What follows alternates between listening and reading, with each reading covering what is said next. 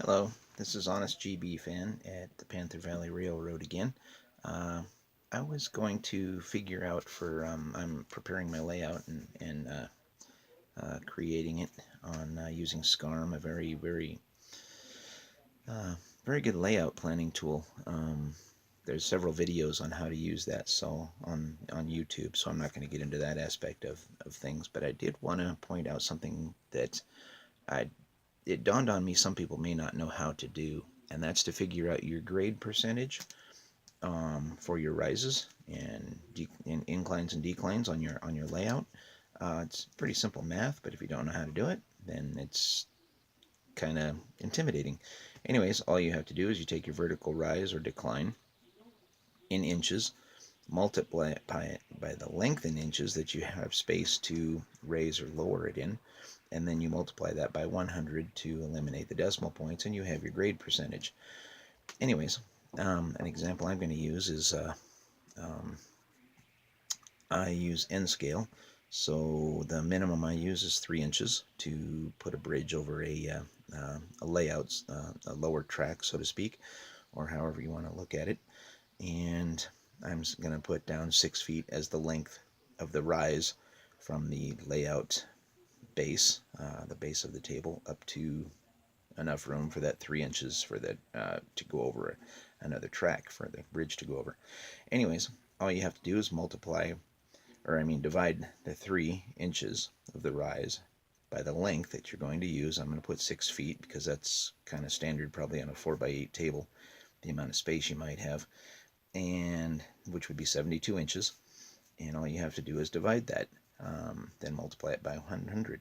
What you come up with is 0.041666, and of course the sixes go on forever. And there's my math if you want to check it. I haven't had my coffee yet. It's still over here. See, I'm not lying to you. Anyways, so I'm not quite awake. So my math could be incorrect. Anyways, 4.166 after multiplying it by 100, and of course I rounded up to 4.17. The reason I'm showing this is just because the math's pretty simple. If you have to, you can use a calculator or just work it out. It's not that difficult, but at the same time, sometimes people don't want to deal with the time and they can just use a calculator. Anyways, another thing I would like to show is if suppose you want to build a helix and you're going to do a double deck. I'm not doing a double deck. I just wanted to create some staging area underneath my track, my layout.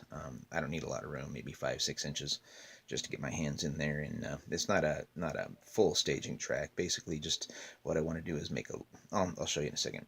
Anyways, again, if you have a helix and you want to put a double deck track, some of them I've seen, at least for N scale, have been about 18 inches. I wouldn't go less than 24 myself. But some people, space constraints and everything else. Uh, Anyways, you do the vertical rise and, of course, the length. So say you want that foot and a half, 18 inches, and you have roughly 16 feet for your rise, say helix, and you want to do 16 feet. You multiply or divide into 18, the 192 inches, because 16 feet is 192 inches. There's your foot and a half rise to the next level. But what happens is you figure out that your grade is going to be 9.37. So that's just way too short. You're going to have a much, much longer run in order to reach the 18 inches. A 9, well, I rounded it up, but a 9.4% grade is just way too steep.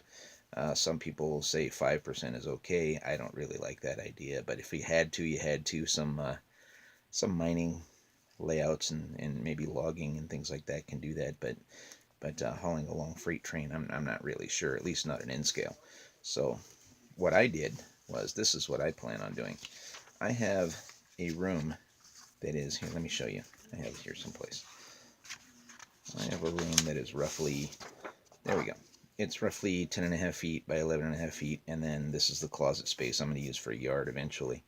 So what I want to do is start lowering my track in this area here, have it come down behind everything, not necessarily in a tunnel or anything, but somewhere I can access in case something goes wrong, and then have it slowly drop down to about here, to where it's down my 5 or 6 inches underneath the layout here, and then I can do things with it in this area here, a few staging tracks or something, or even just create a loop that will come around here and come back and then come back up the track, and just so the train disappears and you have a longer run. I'm not sure if I put this in the right perspective here. Here, I'll put it this way.